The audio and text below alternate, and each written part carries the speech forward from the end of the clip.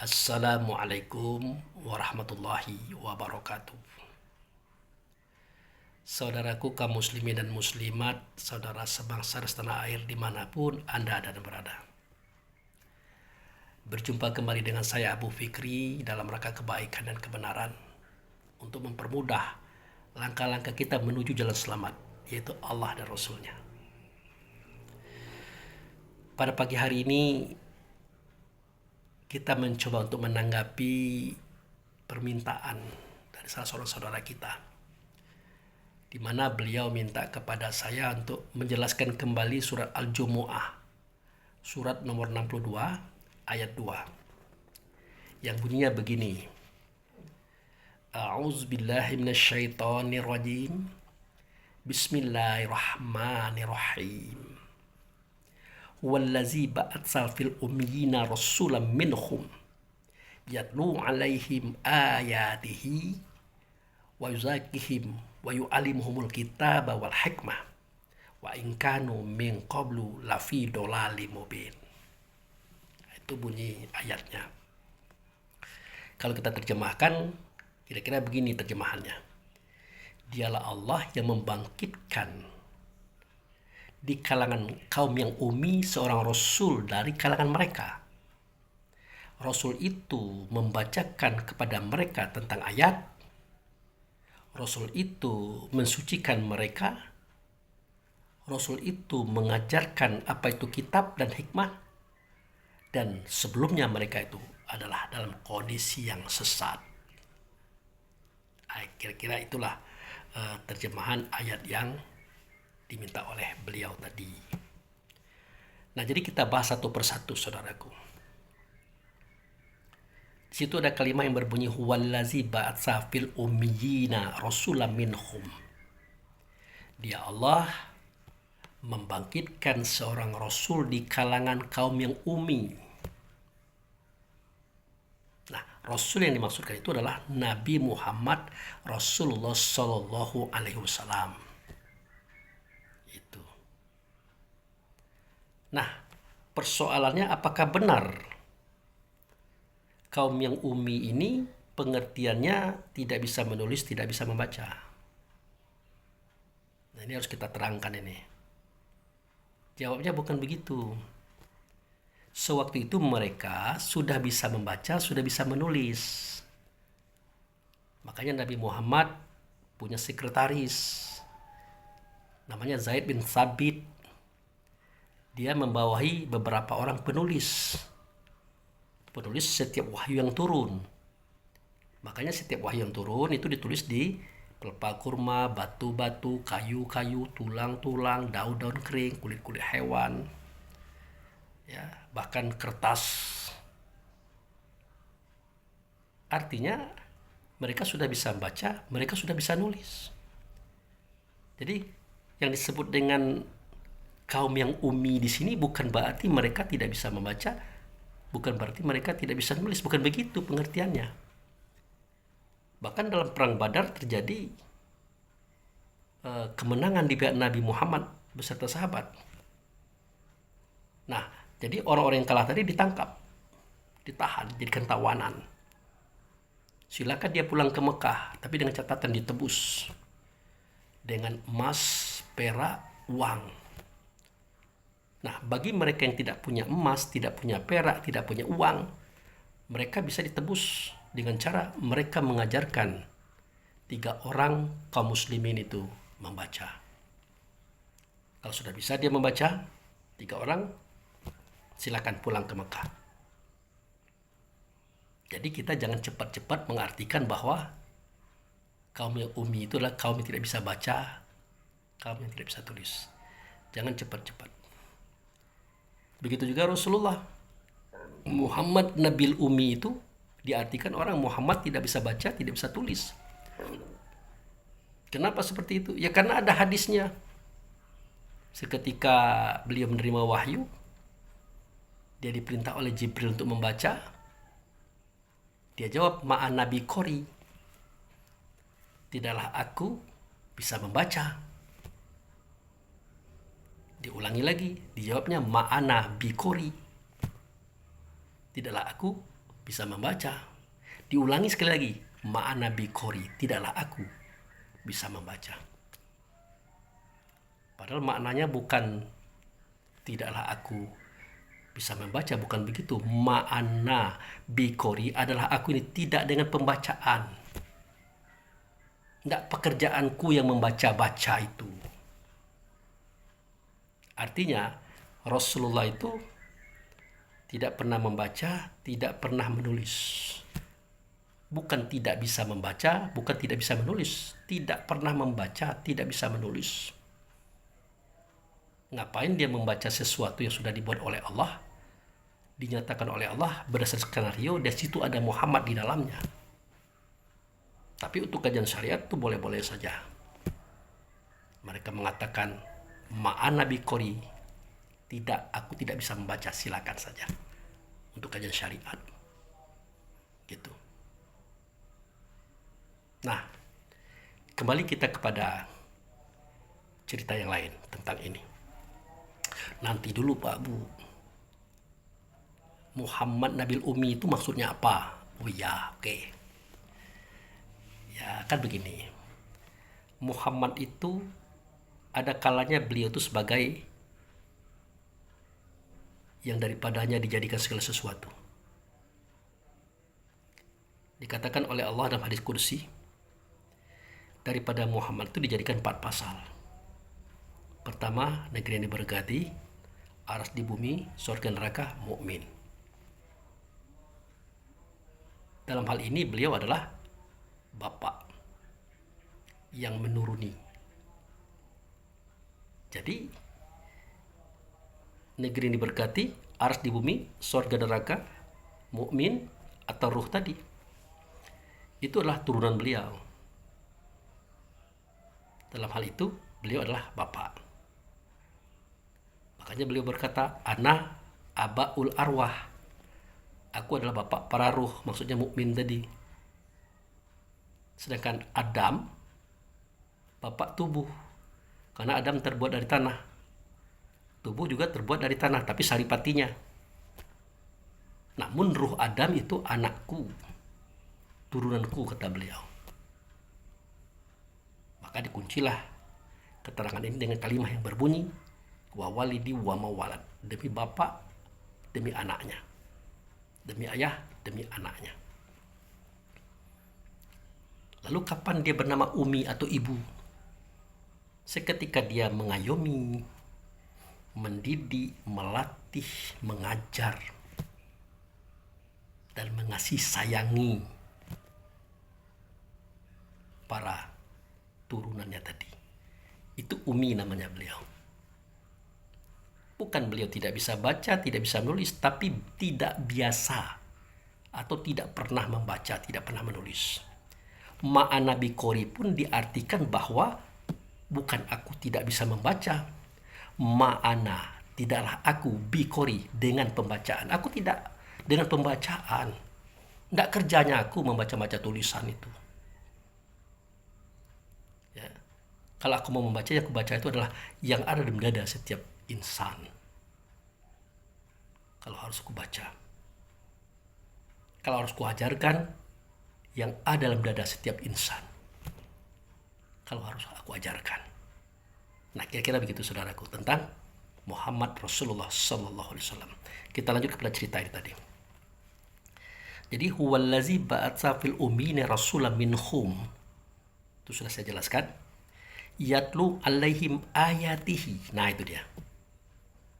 Jadi Rasul yang dibangkitkan ini, yang Muhammad tadi, tugasnya adalah membacakan atas mereka tentang ayat-ayatnya.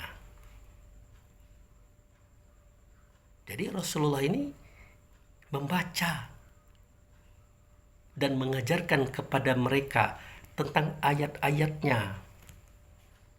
Nah, apa itu ayat? Apakah tulisan?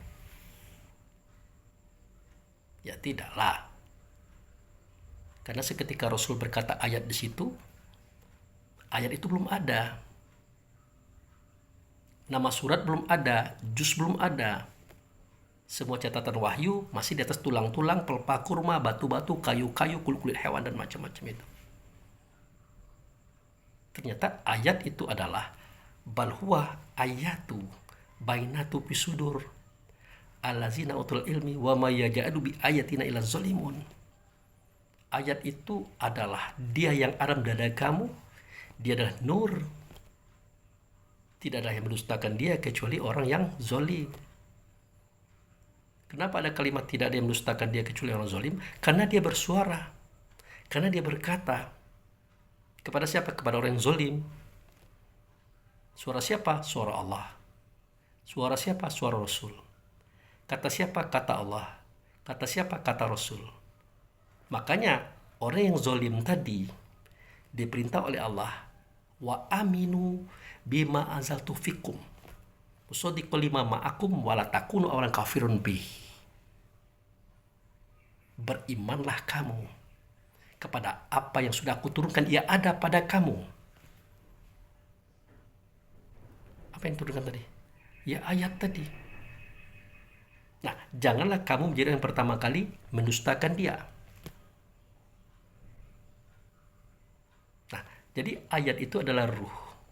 Ruh itu adalah ayat. Sedangkan kamu di sini maksudnya bukan ruh, bukan kepada ruh, tapi kepada manusia.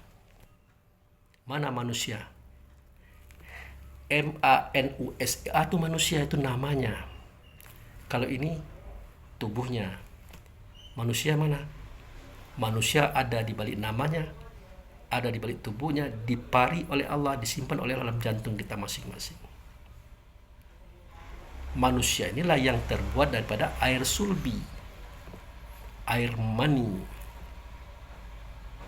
Seperti dikatakan dalam Al-Quran, falyanzuril insanu mimma khuliqa mimma indafik yakhruju min baini sulbi wa taraib.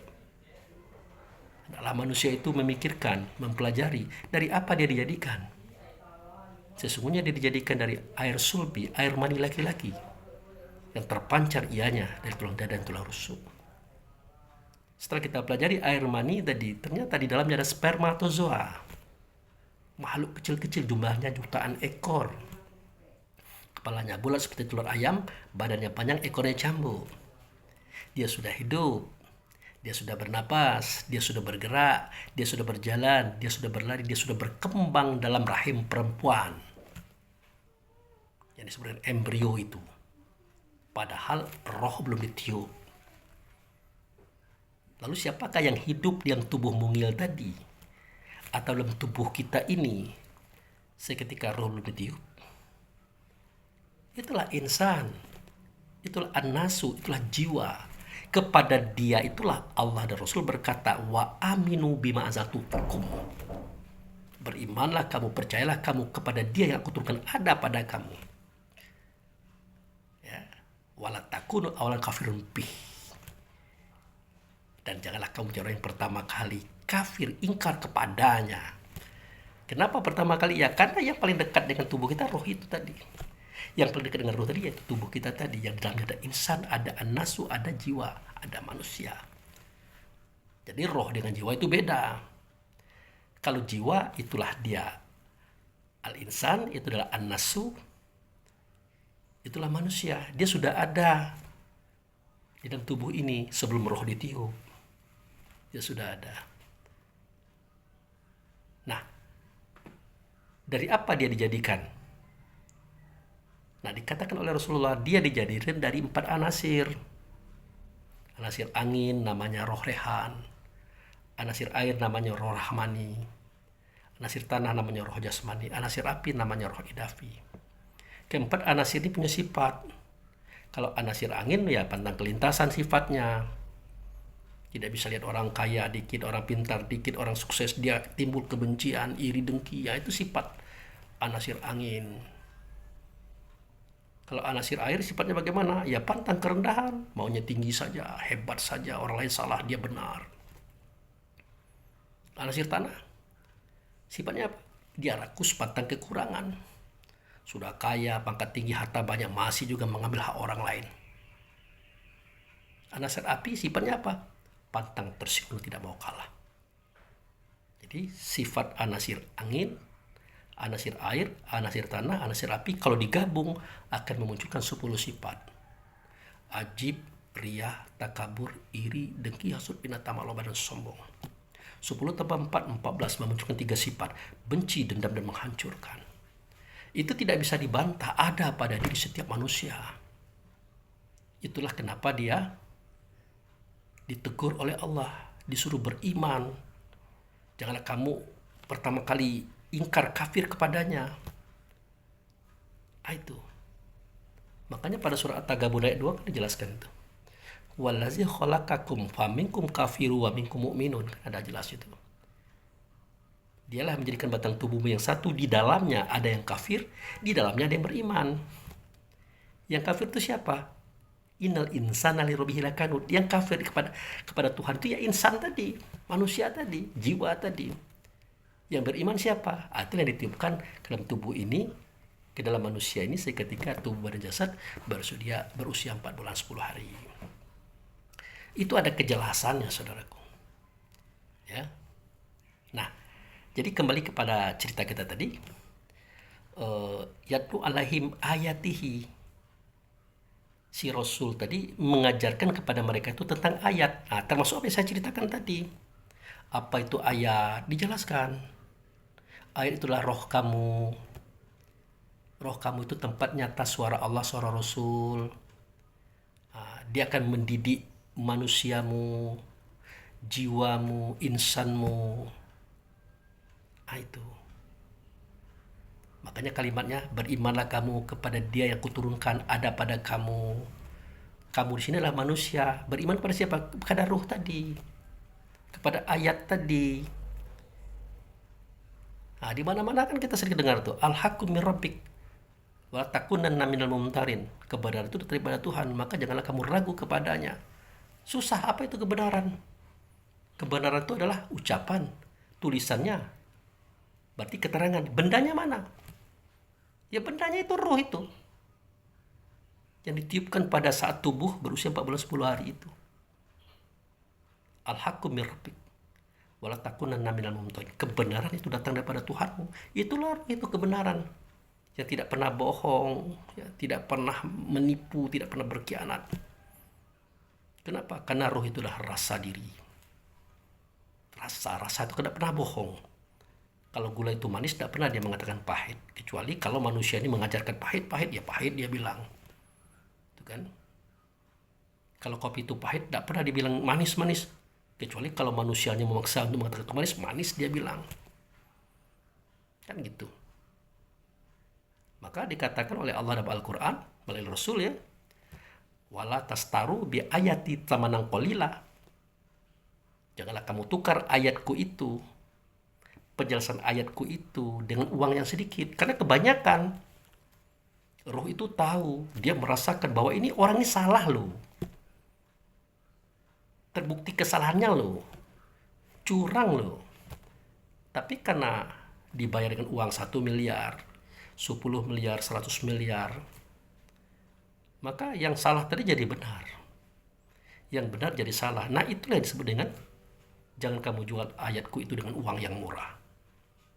Karena dia tahu itu salah. Dikatakannya benar. Atau dia tahu itu benar, dikatakannya salah. Akhirnya, kenapa itu bisa terjadi? Ya karena dia dikuasai oleh manusianya ini. Yang punya 17 sifat tadi. Karena manusia itu butuh makan, butuh minum, pakaian, tempat, kendaraan, rumah. Butuh uang kan? Makanya manusia itu lebih menggebu-gebu kepada dunia ketimbang ruh. Ruh tidak butuh makan, minum, tidak butuh pakaian. Yang dia butuhkan adalah pendekatan dengan Allah dan Rasul dalam sholatnya.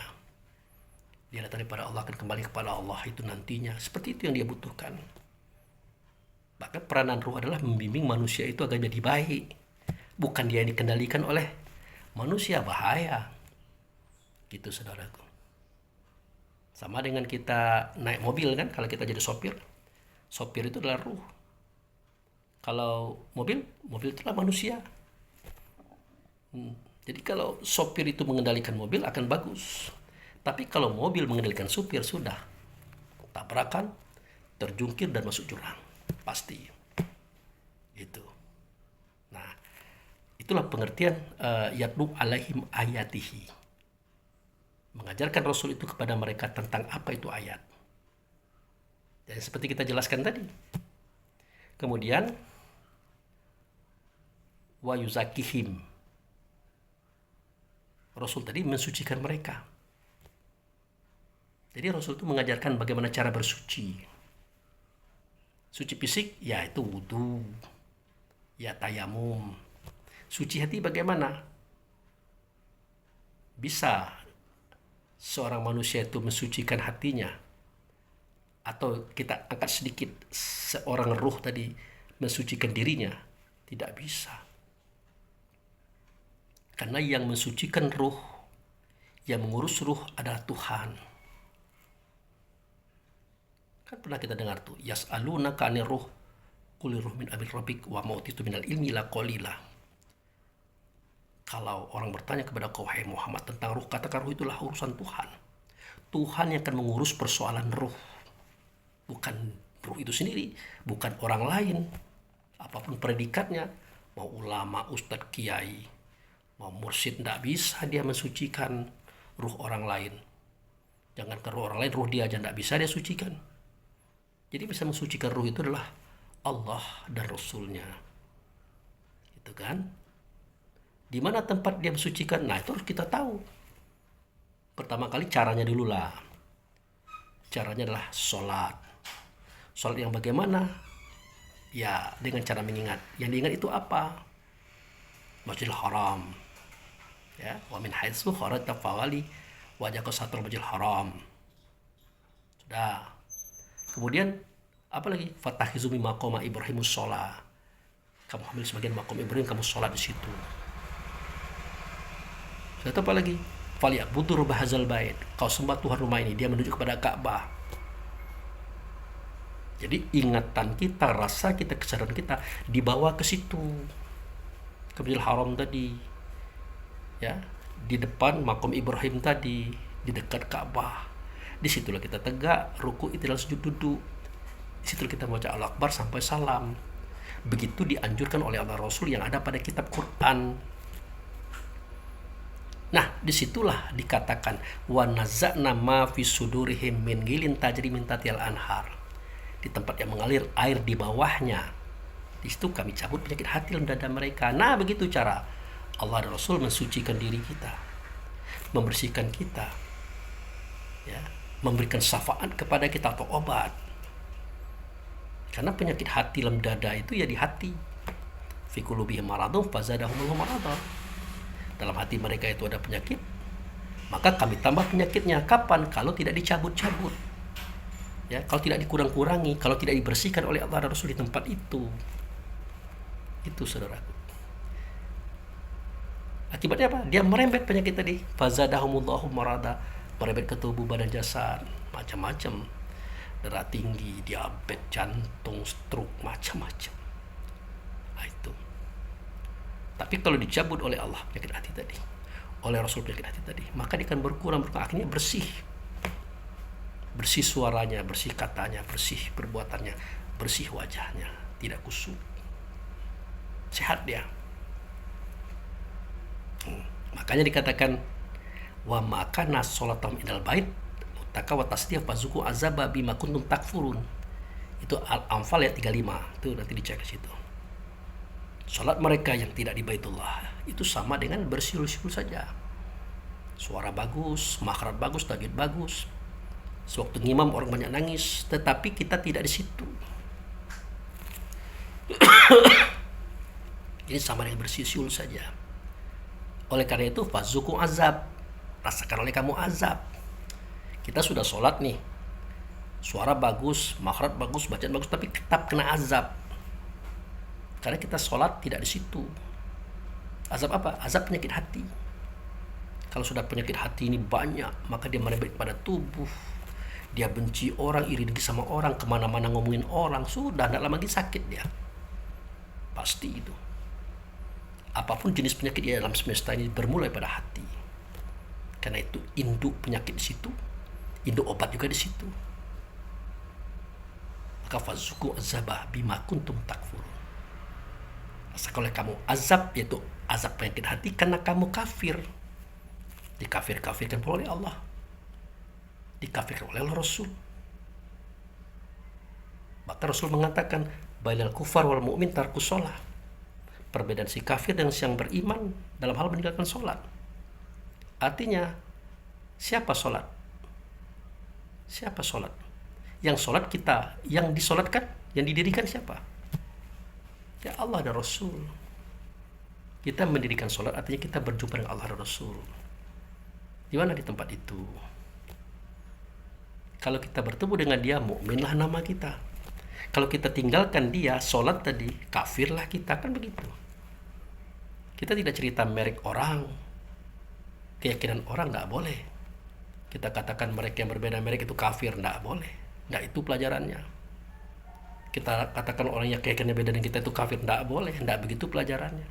Yang kafir itu adalah diri kita. Yang beriman juga dalam diri kita. Dia beriman, dia mukmin kalau dia berhadapan dengan Allah Rasul dalam sholatnya. Dia kafir kalau Allah Rasul dia tinggalkan, dia pergi ke bank, ke mall, macam-macam itu makanya dia dikatakan kafir. Nah, sudah begitu kajian hakikat, ternyata masih syariat, saudaraku. Masih syariat. Tapi ini syariat tingkat tinggi lah. Sudah mulai menggunakan ingatan dan rasa serta kesadaran. Makanya haji itu menjadi rukun Islam yang kelima. Wajib hukumnya kita datang ke Baitullah. Baitullah mana? Baitullah hakikat. Tapi tidak mungkin kan? Datanglah kita ke Baitullah yang ada di kota Mekah. Yang di situ ada Masjidil Haram, ada Ka'bah, ada Makam Ibrahim, dan macam-macam itu. Untuk apa? Hanya untuk mempertajam ingatan kita. Biar dalam sholat nanti kita bisa mengingat situasi dan kondisi itu. Dan bisa hadir di tempat yang ditunjukkan tadi. Itu, saudaraku. Nah, itulah yang diajarkan oleh Allah dan Rasul dalam kalimat wa yuzakihim. Dan Rasul tadi tugasnya membersihkan mereka, artinya mengajarkan cara membersihkan diri. Gitu. Nah, kemudian wa yu'allimuhumul kitaba wal hikmah. Nah, itu dia.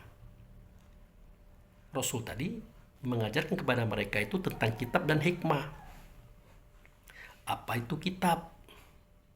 Apa itu hikmah? Nah, kan pernah saya sampaikan. Seketika Allah berkata, Rasul mengatakan kata itu melalui pihak nabinya, Alif Lam Mim.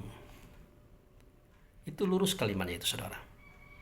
Alif Lam Mim, zalikal kitab. Alif Lam Mim itulah kitab. Bagaimana ceritanya? Alif Lam itu Allah. Pada Allah tersimpan rahasia awal dan akhir, zahir dan batin. Nah, itu. Tidak akan bisa kita memahami awal dan akhir, zahir dan batin yang ada pada Allah. Maka perlu Allah membangkitkan sifatnya, namanya Hamdu atau Muhammad. Itulah Mim tadi. Alif Lam Allah, Mim itu Muhammad. Pada Muhammad ada cerita awal, ada cerita akhir, zahir dan batin yang bisa dijelaskan dengan suara kata kepada kaum. Maka kaum mendengarkan kata Muhammad, ya, melihat gerak Muhammad. Nah, karena dia didengar, dia dilihat, dia diperhatikan, maka Muhammad itu namanya Quran, bacaan. Kalau Allah itu kitab, Muhammad itu bacaan. Yang membaca itu adalah ayat, adalah ruh tadi. Begitu cara pahamnya.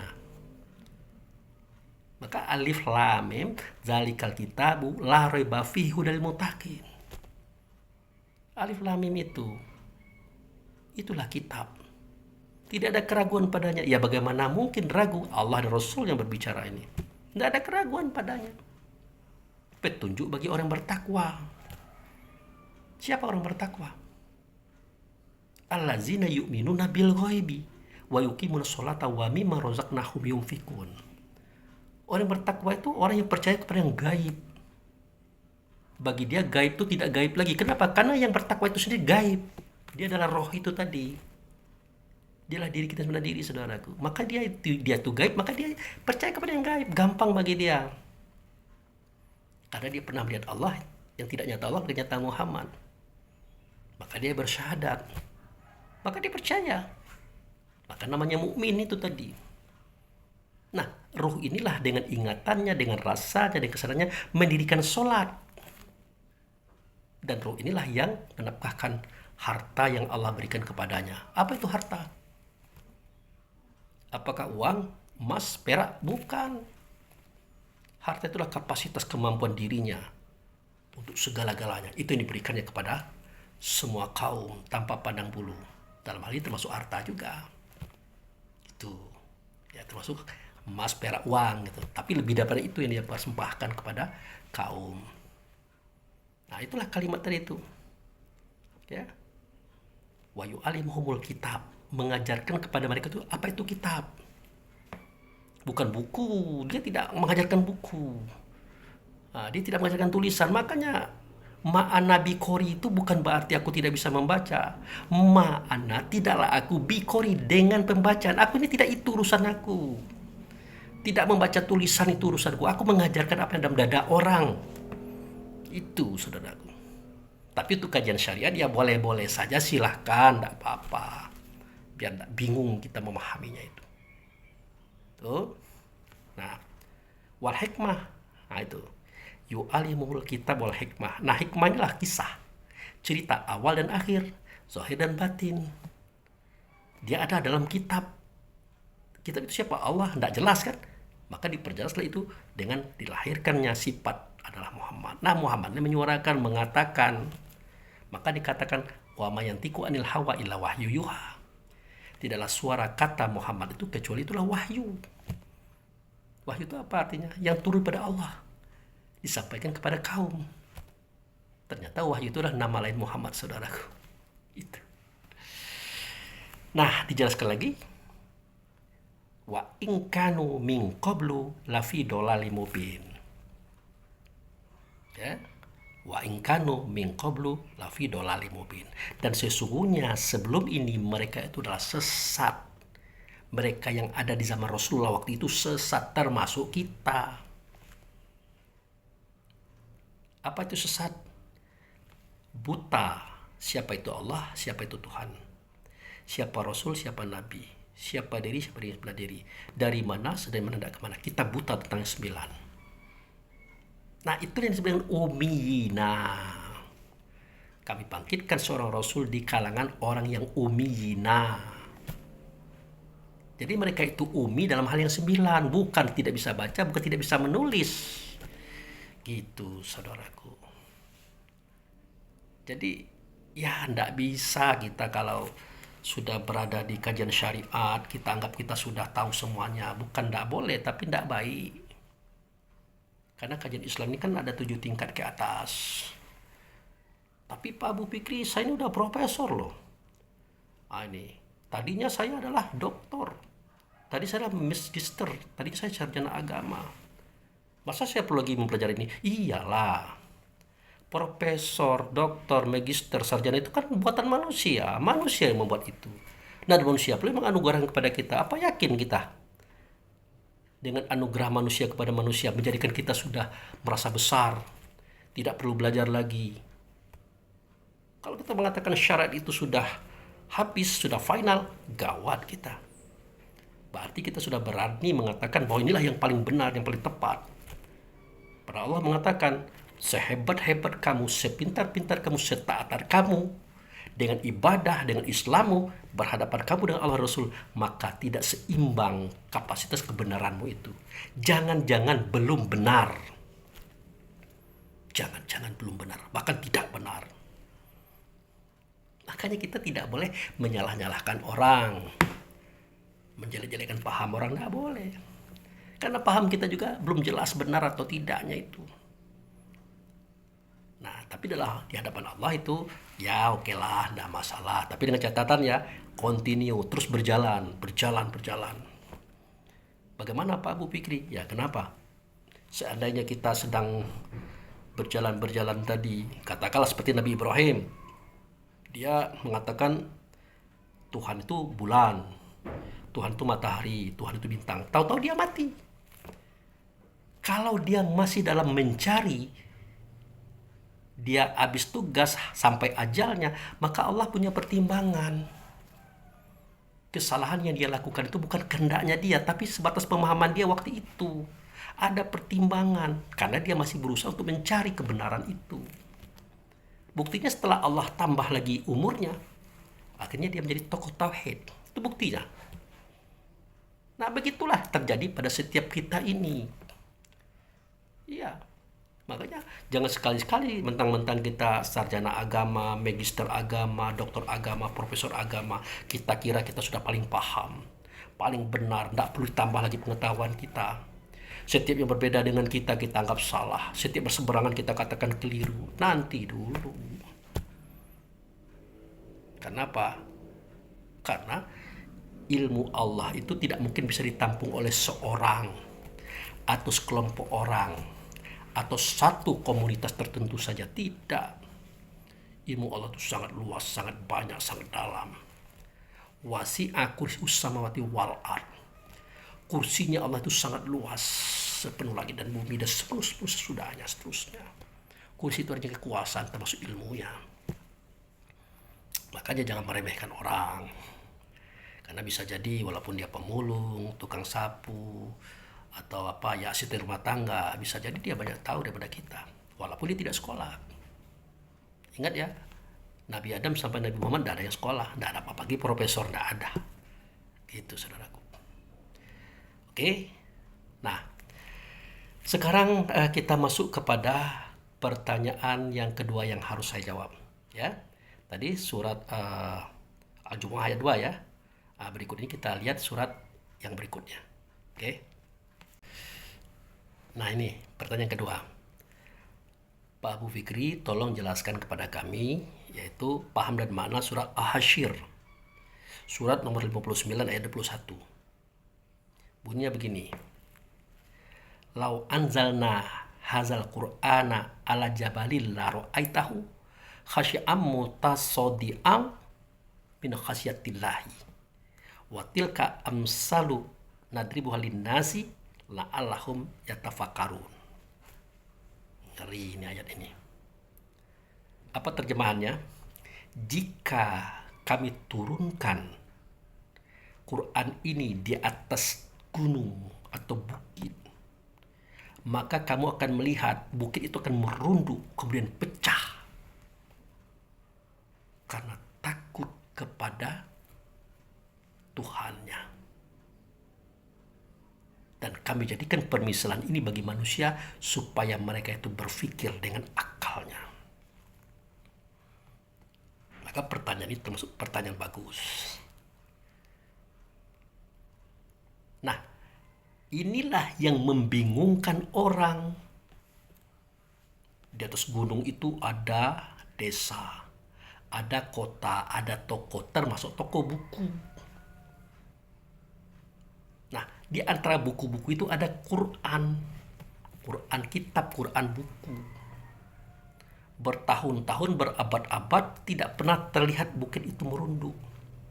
Gunung itu merunduk apalagi pecah, tidak ada. Lalu apa pahamnya, apa maknanya? Nah, di sini saya jelaskan. Ya, kitab Quran yang dimaksud itu bukan kitab buku itu. Bukan. Ya, kalau kitab buku yang terbuat dari kertas itu, kita katakan kitab di zaman Nabi Muhammad, kita sudah dicemooh orang. Sudah diejek orang. Yang mengejek bukan tanggung-tanggung. Orang ahli kitab. Orang Yahudi, orang Nasrani. Karena orang Nasrani itu paham betul siapa Muhammad. Ya, paham betul. Allazina utul kitab ya'rifunahu kama ya'rifu abna'ahu. Orang ahli kitab itu, Yahudi Nasrani itu, kenal betul dia kepada Muhammad sebagaimana dia mengenal anak kandung mereka. Cuman kita saja tidak mengenal Muhammad itu seperti anak kandung kita. Jangan anak kandung kita sebagai tokoh kita pun tidak begitu kita kenal. Makanya kita banyak keliru menjelaskan tentang Muhammad ini. Dan menjadi cemoohan orang luar terhadap kita. Nah, mereka ahli kitab itu, kalau kita katakan kitab itu, Quran itu buku, terus dari kertas, mereka akan mengejek. Dari mana Pak Bu tahu? Nah, dari Allah dan Rasul. Di mana tuangannya? Nah, ada nih. Tertuang pada surat Al-An'am, surat nomor 6, ayat 7. Nanti saudaraku lihat di situ. Apa kalimahnya? Walau nazalna alaikal kitaba fil qirtas walamasuhu bi aidihim laqala allazina kafaru in haza ila sihrum mubin.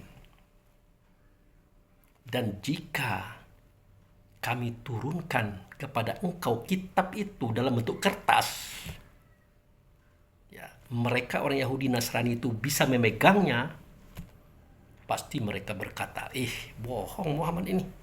Yang benar saja. Yang benar saja. Bahkan dikatakannya, inilah sihir yang nyata.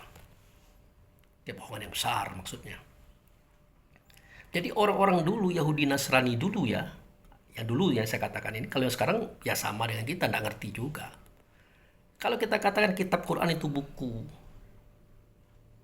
jelas mereka akan mentertawakan. Karena dia tahu siapa itu kitab. Alif Lam itu kitab, itu Allah yang menyimpan rahasia awal dan akhir, zahir dan batin. Tidak nyata Allah, melainkan nyata pada sifatnya, namanya Muhammad. Nah, di Muhammad inilah keterangan tentang awal dan akhir, zahir dan batin. Makanya Muhammad itu didengar, dilihat dan dirasakan oleh kaum. Maka dia disebut dengan Quran. Nah, itu. Yang membaca Quran siapa? Ayat dalam dada kita ini. Karena ruh ini, ayat inilah yang mendengar di telinga, melihat di mata, mencium di hidung, merasa di hati, berpikir di otak, berbicara di lidah. Mereka tahu. Makanya allazina utul kitab ya'rifunahu kama ya'rifu abna'ahum. Mereka ahli kitab tuh tahu persis siapa Muhammad itu. Kita yang tidak mengerti. Maka diulangi kembali biar kita ingat. Biar kita mengerti dan paham. Nah, benarlah pertanyaan saudaraku tadi. Coba Pak Abu, apa maknanya ini surat Al-An'am, surat nomor 6 ayat 7. Nah, kita kembali ya. Jika kami turunkan kepada engkau kitab ini di atas, maaf ya, bukan ini salah nih yang tadi. Lau anzalna hazal Qur'ana ala jabali la raitahu khosi'am mutasoddi'a min khasyatillahi wa tilkal amsalu nadribuha linnasi. Nah, ya, la'allahum yatafakkarun. Nah, jadi jika kami turunkan Quran ini di atas bukit, maka kamu akan melihat bukit itu akan merunduk, pecah karena takut kepada Tuhannya. Dan permisalan ini kami buat untuk manusia supaya manusia berpikir dengan akalnya, apa sih maksudnya ini. Jadi kalau kita sekolah agama, walaupun profesor, doktor, magister agama semacam-macam itu, kalau tidak tahu kita pendalamannya, pemahamannya, tetap akan begini cerita kita. Jangan-jangan kita berbohong, tidak mau kita membahas surat ini. Kita tafsirkan juga tidak tepat. Karena tidak bisa dibuktikan. Makanya ayat ini jarang dibawa ceramah kemana-mana, jarang. Alhamdulillah, berkat pertolongan Allah Rasul, kita coba menampilkannya. Nah, ini saya jelaskan lagi. Kitab itu Quran, Quran itu ayat, ada dalam dada kita. Ya, ayat ada dalam dada kita. Ayat ini ruh. Ruh ini adalah diri kita sendiri. Dia juga bisa dikatakan Quran. Dia juga bisa dikatakan kitab. Karena padanya ada pengetahuan tentang Allah, ada pengetahuan tentang Muhammad. Nah, jika kitab ini, Quran ini, ayat ini diletakkan di atas bukit, kamu akan melihat bukit itu kan merunduk. Ya, kemudian pecah. Artinya, jika kitab ini, Quran ini, ayat ini sudah tidak di dalam dada lagi, dia sudah berada di luar. Posisinya sudah di atas tubuh badan jasad yang berbentuk bukit. Kamu akan melihat sewaktu roh itu baru keluar, dia akan merunduk. Kemudian dimulai bengkak. Kapan dia pecah? Nanti dalam tanah, seketika dia sudah dikubur. Nah, sedemikian itu Allah bikinkan permisalan kepada kita manusia ini agar kita menggunakan akal kita untuk berpikir. Karena cerita yang ada dalam kitab ini tidak masuk akal. Tidak benar ini. Buktinya tidak ada gunung yang pecah. Bukit yang pecah tidak ada. Berapa ton, berapa truk, Quran di atasnya, tetap tidak. Tapi bagaimana dengan ayat ini? Berarti Muhammad bohong, Allah pun bohong, Islam ini bohong. Salahkah mereka mengatakan Allah pembohong, Muhammad pembohong, agama Islam pembohong? Tidak salah juga, karena kita tidak bisa menjelaskan. Kita tidak mampu menguraikan apa yang dimaksud oleh Allah dan Rasul. Sebenarnya Allah bisa menjelaskan, menyampaikan, tapi kan suara Allah tidak mampu didengar oleh manusia. Hancurlah dunia ini. Diutuslah Rasul, sama saja diutuslah Nabi, lah wafat pula dia 1500 tahun yang lalu lebih kurang. Maka pengen Nabi itu berkata kepada kita melalui kita, maka diuraikanlah hari ini. Itulah ceritanya. Jadi kitab itulah Quran, Quran itulah ayat. Ayat itulah ruh, itulah diri kita sudah diri. Kalau dia berada sudah di posisi di luar diri atau di atas bukit, ya pertama kali dia keluar dari tubuh maka terasa dia agak mengecil, merunduk. Tapi sebentar lagi dia akan membesar, maka pecah. Pecahnya di mana? Di dalam tanah, seketika dikubur. Nah, makanya dikatakan watilka amsalu nadribu halin nasi, dan sedemikian itu kami buat, kami bikin permisalan bagi manusia, la'allahum yatafakkarun, mudah-mudahan mereka mau berpikir. Dengan apa? Dengan akalnya. Ini kita pakai akal enggak boleh. Susah Pak Abu Fikri itu kalau diundang. Kalau ceramah enggak pernah menggunakan wahyu. Ya iyalah, saya bukan Rasul, saya bukan Nabi, pasti saya menggunakan akal. Untuk apa? Untuk mencerna kitab, untuk mencerna hadis, untuk mencerna ceramah-ceramah Anda. Makanya saya sampaikan kepada kaum dan umat. Gitu. Nah, jadi begitu saudaraku. Ya. Begitu penjelasan tentang surat Al-Hasyr, surat nomor 59 ayat 21 ini. Ya. Jadi yang dimaksud dengan kitab itu adalah Quran. Quran itu adalah ayat, ayat itu adalah ruh. Kalau dia sudah di luar tubuh badan jasad, yang tubuh itu berbentuk gunung atau bukit, pasti dia akan merundung. Lama-lama dia membengkak besar dan pecah. Karena takut kepada Tuhannya. Ya takutlah. Karena aturan Tuhan itu harus pecah. Tapi Pak Abu ada yang tidak pecah, bahkan utuh. Itu lain lagi, itu urusan Tuhan, urusan kita itu. Tak usah kita urus. Nah, begitulah saudara-saudaraku. Penjelasan tentang dua pertanyaan yang sampai kepada saya. Sebenarnya ini udah lama, lupa saya nih. Tapi ya teringat pagi tadi, saya dulukan ini, takut lupa lagi. Jadi mulai daripada pertanyaan pertama, surah Al-Jumu'ah ayat 2 tadi, ya, dan surat Al-Hasyr ayat 21 ini sudah saya sampaikan, sudah saya jawab. Semoga ya memenuhi harapan saudara-saudaraku yang bertanya. Di sini saya minta maaf jika salah, jika janggal kepada Allah dan Rasul, saya mohon ampun. Karena kalau salah tidak saya sengaja dan saya tidak inginkan. Makanya kita berharap pada Allah Rasul petunjuk arahan-arahan dan bimbingan.